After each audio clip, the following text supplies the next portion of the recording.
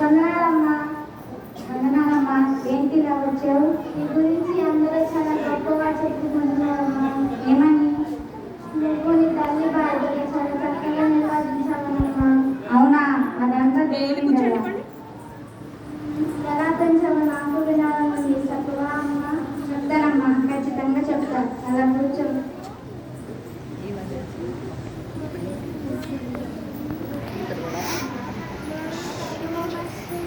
ఆమెతో పాటు నన్ను నేను మీ అందరికీ పరిచయం చేసుకుంటున్నాను. నా పేరు లోయి. నేను తిమోతి రాసిన 2వ పత్రికలో కనిపిస్తాను. యూనికే తల్లిని. దేవుడు నాకు ఒక చక్కని సహవాసాన్ని, అనుబంధాన్ని ఆయనతో ఏర్పరచుకున్నాడు. అందుకే నా కుమార్తె అయిన యూనికే ఆయన నాకు అనుగ్రహించి ఆయన చిత్తము నెరవేర్చుకున్నారు.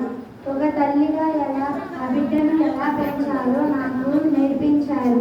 కన్నీటి ప్రార్థన చేయడం నేను నేర్చుకున్నాను. కాబట్టి దేవుడు నా బిడ్డను ఎలా పెంచాలో నాకు నేర్పించారు. దాన్ని బట్టి దేవుడికి నేను కృతజ్ఞతలు చెల్లిస్తున్నాను. చిన్న ప్రార్థన చేసుకున్నా. ప్రార్థన. యేసయ్యా, నీకు వందనాలు. ఒక తల్లిగా నువ్వు నాకు ఇచ్చిన జ్ఞానాన్ని బట్టి నా బిడ్డను ఎలా పెంచుకోవాలో నాకు నేర్పించిన విధానాన్ని బట్టి నీకు వందనాలు. ఆమేన్. ఇప్పుడు నా కుమార్తెను పరిచయం చేస్తాను. అమ్మాయి యూనికే.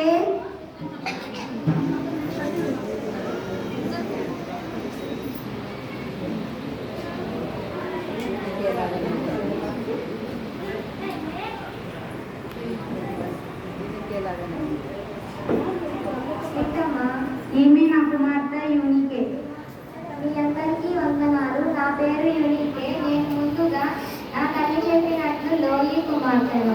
నా తల్లి నన్ను చాలా భయభక్తులతో పెంచింది. నా చిన్న వయసులో, యవ్వనంలో, ఇప్పటి వరకు కూడా దేవునిలో పెంచింది. దేవుని జ్ఞానం, దేవునితో సహవాసం ఎలా చేయాలో నాకు నేర్పించింది. దేవుని గురించిన జ్ఞానాన్ని మరి ఎక్కువగా నాకు నేర్పించింది. కాబట్టి నేను కూడా ఒక తల్లిగా ఒక మంచి యవనస్తుని తయారు చేశాను. ఆ యవనస్తుని పేరు తిమోతి. ఇప్పుడు నేను నా కుమారుని మీకు పరిచయం చేస్తాను. తిమోతి.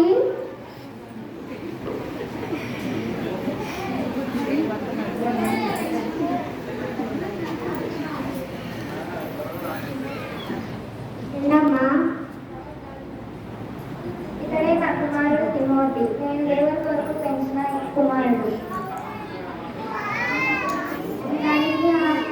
నా పేరు తిమోతి. జోసా గది నేనెట్ట పోయాను. ఏసే నన్నెట్ట పెంచారు. నన్ను నా తల్లికి నన్నెట్ట పెంచడం ఏసయ్య నేర్పించారు. అంతేకాకుండా నా తల్లి ప్రార్థన